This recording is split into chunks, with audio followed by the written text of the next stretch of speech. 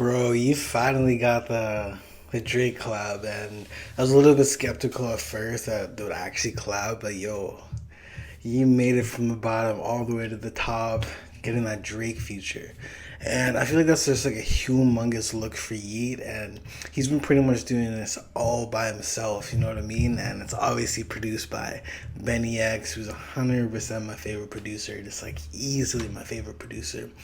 And the song is I Don't Give a Fuck, and the song is actually going viral right now on TikTok. Like before it even dropped, they did like a little snippet on Drake's Instagram, kind of promoting, I think, Virginia Black or some whiskey brand or some type of Drake brand. But it was pretty much confirmed that Drake was saying, yo, new Twizzy and Drake coming soon.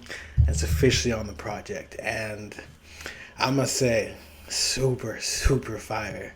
You know what I mean? Like, I woke up maybe a few hours ago and I totally forgot Drake dropped an album because like he pushed back the release of it to 6 a.m. I guess 3 a.m. Pacific time, 6 a.m. Eastern time, and I wasn't about to pull an academics or Kai Sinet and stay up all the way till release time because usually albums come out like 9 p.m. Pacific time. 12 p.m. Eastern time, just because of the switch in time, whatever. But I wasn't about to stay up all night just for the Yeat feature or even just the Drake album. Like, I'm not gonna do that. But anyways, I woke up. One of my buddies, Dangerously Controversial, texted me on the DMs, and he was like, "Yo, Yeat's on the Drake album," and I'm like, "Holy shit! I'm off to check out this Drake album." Obviously, I listened to the album from front to back, and it's the most modern I've heard Drake in a while.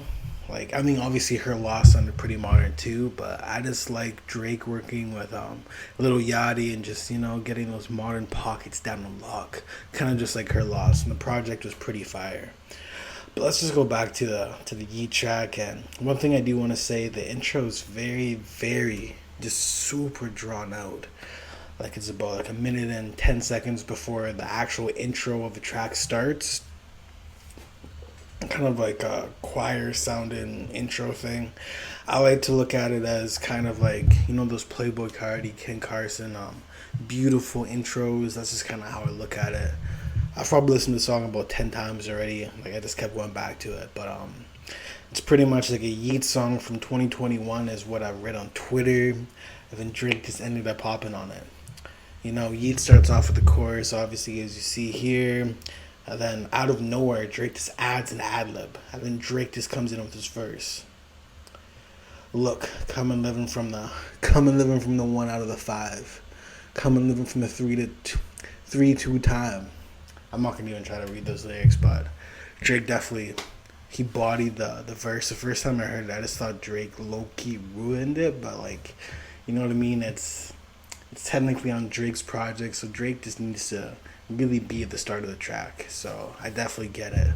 I mean, I would still love this track if Drake wasn't on it, but it's just like a dope touch just to hear almost a 40-year-old Drake hop on a 21-year-old's track like Yeat and just give him the look. Overall, the song is easily like a 9 out of 10. Possibly would be like a 10 out of 10 if the intro wasn't just so damn drawn out. But it's just really cool seeing Yeat just come all the way up from almost nothing. You know what I mean? Like I started following him when he had like, I think it was like 4,000 or 5,000 followers on Instagram. The first track I heard from him was Sorry About That. Super good track. It's already at 160 million streams, and I think Yeat's monthly listeners are just gonna double. Like he may get to the big 20 million monthly listeners with this Drake collab, depending on how well it does on the charts. And I think this song will chart, just for the fact that it's already viral on TikTok before the track even came out. There's been 23,000 people making videos to this Yeat and Drake song. Like this is pretty much a Yeat song, and Drake just hopped onto it. But Benny X killed it with the production as always. It was originally recorded in when was it? 2021, like I said before, and this is definitely the biggest highlight of for all my dogs, for all the dogs. But overall, the track list is pretty fire. I like the intro a lot. Amen featuring Tizo Touchdown was really good. Calling for You featuring 21 Savage was pretty fire. 21 Savage's verse kind of seemed like he was like, man, how much longer do I have to help out Drake with another feature? Because they obviously did the collab with Her Loss. Feared Heights was pretty good. Daylight was pretty hard and fire. Drake's son did a little verse for the outro, the end there, which is pretty dope. First person shooter featuring J. Cole, definitely hard, definitely super fire. J. Cole, I think this track is the reason the album got pushed back because J. Cole's recent lyrics are pretty much addressing the whole situation of J. Cole's most recent song with Lil Yachty. I forget what it's called, where people thought that he may have dissed NBA Youngboy. So he pretty much addresses that. I Don't Give a Fuck featuring Yeat, my favorite. 7969 Santana. Kind of brings in the new school vibes again, kind of the Yeat-esque type of track. Slam Me Out featuring SZA is the number one song on the Hot 100 Billboard. And this song definitely grew on me throughout the track list.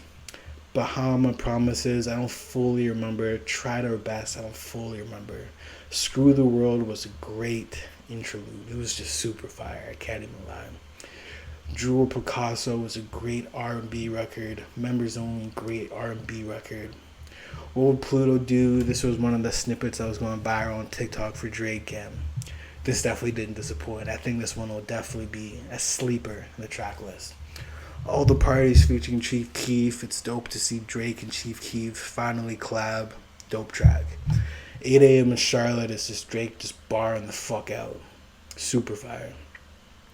BBO Love Interlude. It's an interlude. Gently featuring Bad Bunny was pretty good. It was kind of dope hearing Drake start off the track with Bad Bunny in Spanish, and it's a reggaeton type of track. Super dope. Rich Baby Daddy featuring 6 and SZA. This one's definitely going to be a strip club anthem. Kind of has a drum and bass kind of instrumental on it. SZA slid on there. It was pretty good. Another Late Night is probably my second favorite off here with Lil Yachty. Kind of sounds like a Pierre Bourne type beat. Definitely some Cardi vibes in there. Away From Home was pretty good, and Probably Opposites is pretty good. Overall, the project is very modern sounding. It's probably going to be the exact same as every single Drake project almost ever. I'll end up liking about half of the songs. Maybe 3 or 4 will stay on my rotation for at least a month or whatever, but Drake's definitely the GOAT. But man, I just can't get over. I Don't Give a Fuck featuring Yeat, and Yeat just blessing, or Drake is just blessing Yeat with the feature. Because normally Drake will feature on other artists' songs. Like, say for example, Block Boy JB gave him a humongous look, and this time Yeat's giving Drake the look, because I don't know, this song just really shows the vibe of Yeat and who Yeat really is. Like, it just really shows Yeat just has his own wave, and some people are like, oh, I don't really like the new style of Yeat, the whole Benny X, super bassline heavy with Benny X and shit, and just hating on Yeat's new style. But this is like so much different sounding than a lot of the album and other mainstream shit. So humongous W for Drake, humongous W for Yeat, and man, I'm super, super happy for Yeat. Like, he's my favorite right now. I can't even lie. Drake is obviously the GOAT, man.